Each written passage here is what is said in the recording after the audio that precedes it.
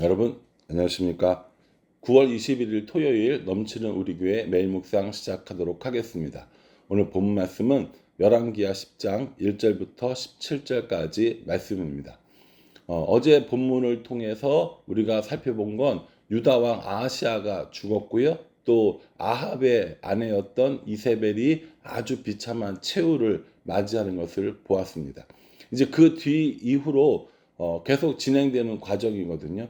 근데 좀 뭐랄까요, 좀 지명을 좀 알아두실 필요가 있어요. 지금 예후가 있는 곳이 어디냐면 이스르엘이라는 지역입니다. 이스르엘이에요. 그리고 이 북이스라엘 수도는 어디였냐면 사마리아였습니다. 이 이스라엘은요, 그 사마리아 북쪽 지역에 있는 지역이고 군사적으로 매우 중요한 요충지라고 합니다. 이 이스라엘 지역에 무기또라고 하는 산이 있었고요. 그 무기또 산에서 어제 본문에 그 아하시아가 죽게 되잖아요. 그 무기또 지역이 우리가 흔히 이야기하는 최후의 전쟁이 벌어지는 그 아마겟돈 전쟁이 일어날 것이라고 예언되어져 있는 그 지역이 바로 이 이스라엘 지역입니다. 그러니까 이 이스라엘 지역은 군사적으로 굉장히 중요한 요충지였다라는 거죠. 그리고 거기서 이 반란이 일어나게 되었다라는 겁니다. 예후는 지금 어디 있어요? 이스라엘 지역에 있습니다. 그리고 아합의 이런 근거지는 어디였습니까? 당연히 수도였던 사마리아였지 않겠습니까? 그러니 이제 이 반란이 성공하려면 사마리아로 진격을 해 가서 사마리아를 점령해야 되는 겁니다. 오늘 본문이 그 과정이라고 보시면 돼요. 먼저 이 예후가 이 사마리아에 있는 아합의 70명의 아들을 처치하려고 합니다. 그런데 자기가 가는 것이 아니라 그곳에 모여서 이 아합의 70명의 아들이 교육받고 있는 이런 그 뭐랄까요, 학교 아니면 뭐 왕자들의 교육기관 이런 곳에 있는 선생들에게 편지를 보내요. 뭐라고 편지를 보냈냐면, 자, 내가 이제 곧 사마리아로 들어갈 건데 너희는 너희 중에 아주 똑똑하고 지혜로운 왕자를 하나 뽑아서 너희의 왕으로 삼고 나랑 싸우자, 이렇게 얘기를 해요. 여러분 생각해 보십시오. 이 왕자들을 가르치던 선생님들이 무슨 전쟁에 능력이 있을 것이고 또 무슨 뭐 얼마나 지략이 있어서 사실은 이렇게 싸우겠습니까? 그러니까 이 얘기 뭐예요? 너 알아서 해, 이 얘기를 하는 거거든요. 그러니까 뭐라고 이야기를 그 이야기를 뭐라고 얘기했냐면 5절에 그 왕궁을 책임지는 자와 그 성읍을 책임지는 자와 장로들과 왕자를 교육하는 자들이 예후에게 말을 전하여 이르되 우리는 당신의 종이라 당신이 말하는 모든 것을 우리가 행하고 어떤 사람이든지 왕으로 세우지 아니하리니 당신이 보기에 좋은 대로 행하라 한지라, 이렇게 이야기합니다.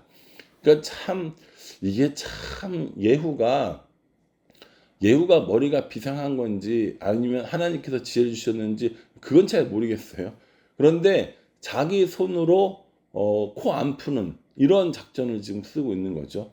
그 선생님들에게, 그리고 그 성읍 맡은 자들에게, 그 장로들에게, 사마리아 성에 있는 높은 사람들 지도자들에게 나 지금 쳐들어갈 거니까 너희가 지금 가르치고 있는 너희와 함께 있는 왕자 중에 하나를 왕으로 세워서 우리 한판 붙자, 이 얘기거든요.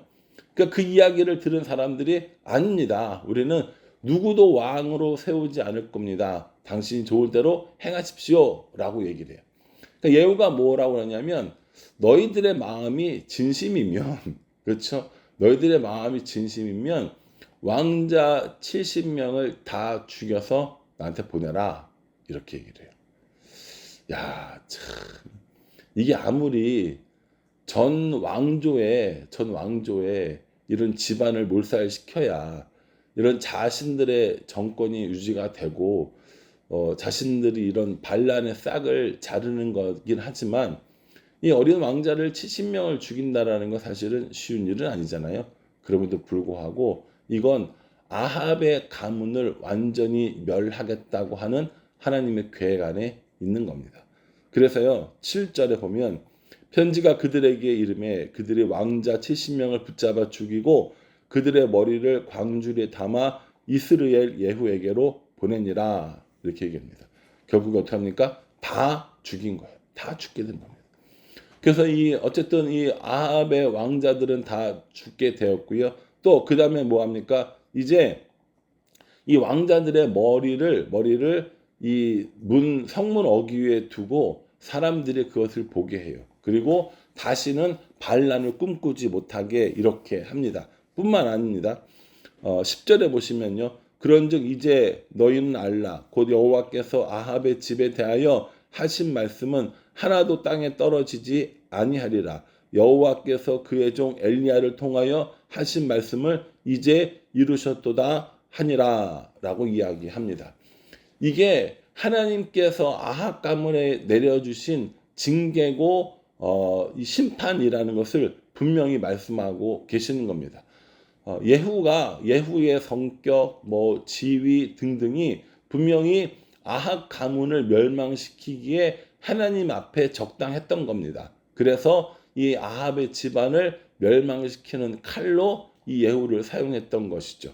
뿐만 아닙니다. 11절에 보면 예후가 아합의 집에 속한 이스라엘에 남아있는 자를 다 죽이고 또 그의 귀족과 신뢰받는 자들과 제사장들을 죽이되 그에게 속한 자를 하나도 생존자를 남기지 아니하였더라 라고 얘기합니다.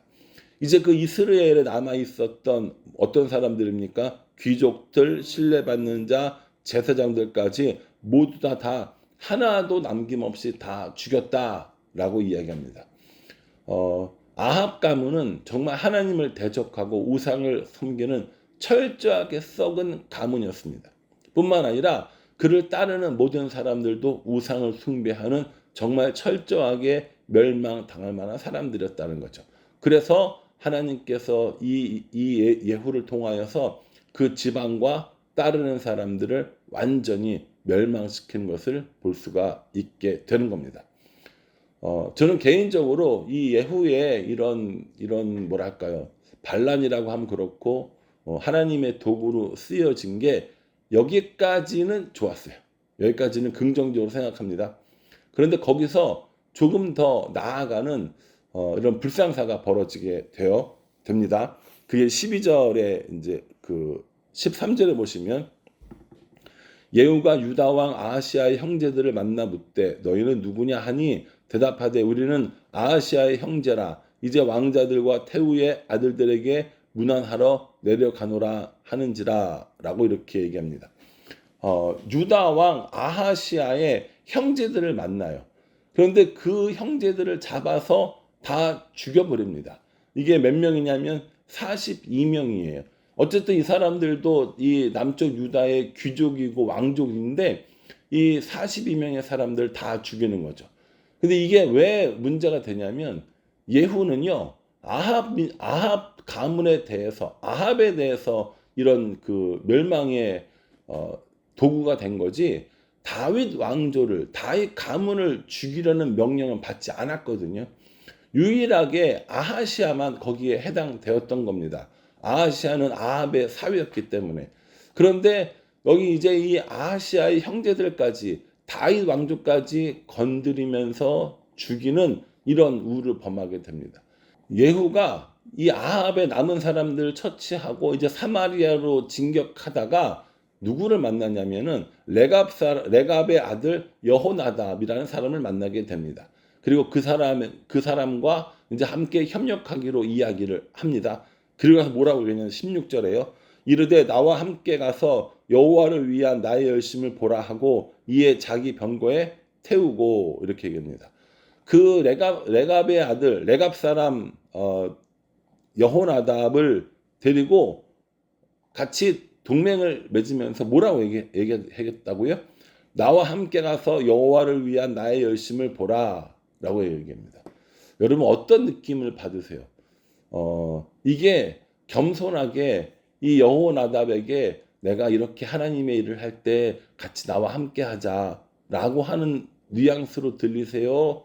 아니면 우쭐한 마음으로 들리세요? 저는 우쭐한 마음으로 들립니다. 하나님의 일을 하는 거 맞아요. 그런데 나와 함께 가서 여호와를 위한 나의 열심을 보라.